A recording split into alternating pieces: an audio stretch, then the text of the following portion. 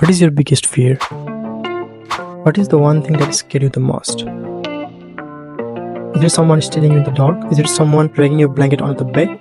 Did you dream falling off the cliff?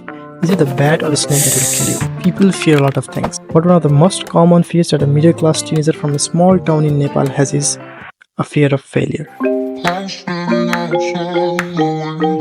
What is the one thing that you desperately want in your life right now and imagine you never get it? That's scary. Hey, welcome back. And if you are new here, I am Nishar Miya, currently a second year student studying computer science in USA. And if you have clicked in this video, you are exactly in the same situation I was 2 years ago. The stage you are going right now is the most hectic yet interesting phase of your life. Because now your college has ended, you have an open field of career to choose, and having so many options will obviously make you feel exhausted. But don't worry. In this video, I'm going to tell you the major phases and components on how to apply to US for study, with a solid example of my own journey. Let's go.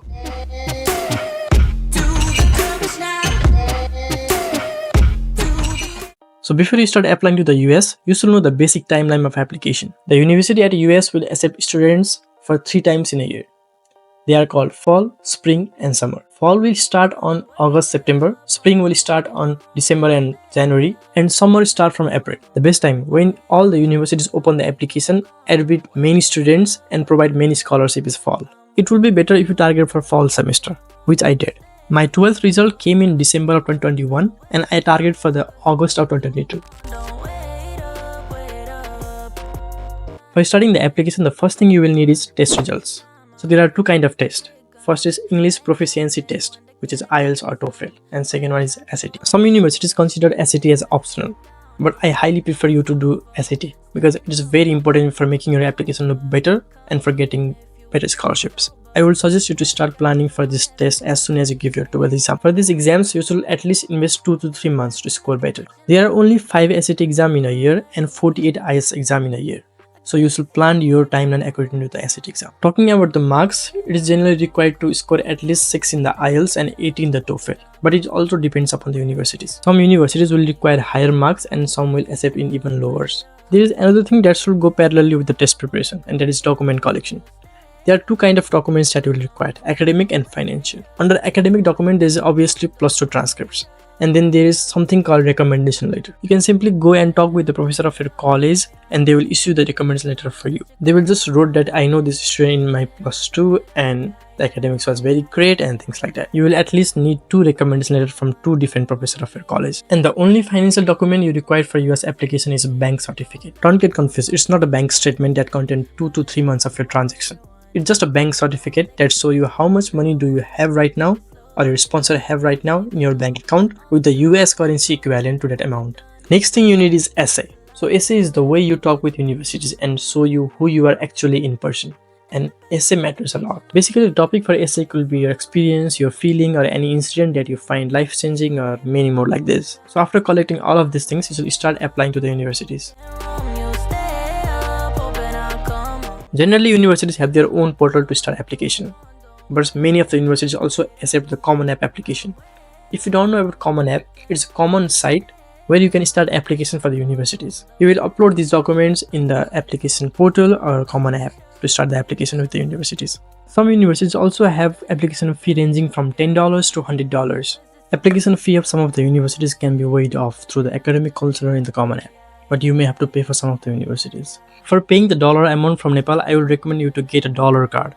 Any A-class bank institution from Nepal will issue a dollar card for you, for which you can do international payment. I applied in 9 universities and I pay application fee in none of them. After completing the application, the next step is waiting for the acceptance letter. When you get the acceptance letter from the university, you have option to either accept it or decline it. You will start getting acceptance letter from the universities around the month of April, May or June.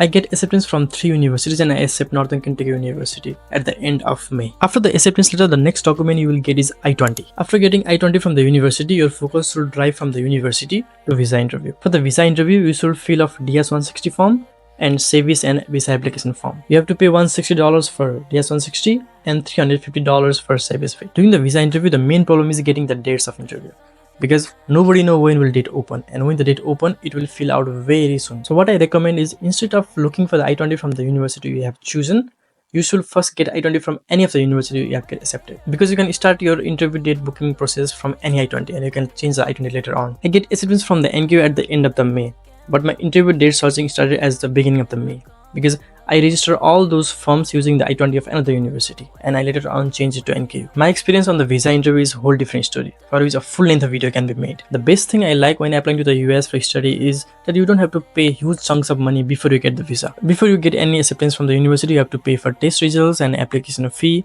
After getting acceptance and before getting visa, you have to pay for the visa forms and DS-160, and you have to arrange the tuition fees and other fees only after getting visa. And getting scholarship in US university is not a big deal. If you have above average marks and good essays and good application, you will easily get from decent to almost full scholarship in. But the things for visa interview is quite different, for which we will talk in later videos. So I hope this video helped you understand how the application of USA look like in a broader sense and what is the timeline of applications. Again, this topic is very huge and different video can be made for the each components I discussed above. To make you understand the application process in detail, I'm going to start a series of videos where I explain each of the part in detail. So comment down in this video which process you want to know in detail for the next video. Or you can directly reach out to me from my social media handles from the description box below. And you may feel delayed or left out because application process move very slowly and many things is happening parallel. But don't worry, the patience is worth it. Thank you.